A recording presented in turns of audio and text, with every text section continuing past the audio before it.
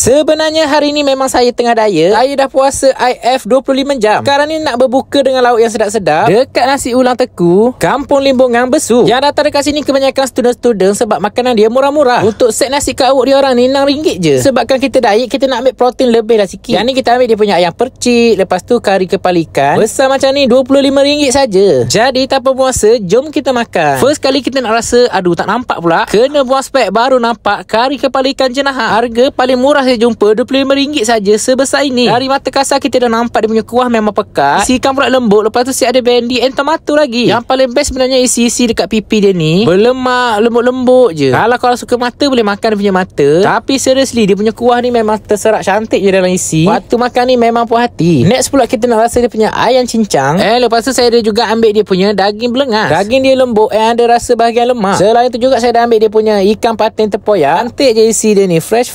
Dalam kuah ni pun rasa tempoyak dia memang kuat. Kalau pedas sikit lagi best. Serius padu-padu. Selain tu kita nak rasa juga dia punya ayam bakar percik. Sebiji macam mak saya buat. Memang kena sangat. Untuk korang orang Besuk ataupun orang Limbungan, boleh cuba sendiri singgah makan di nasi ulam teku. Let's go.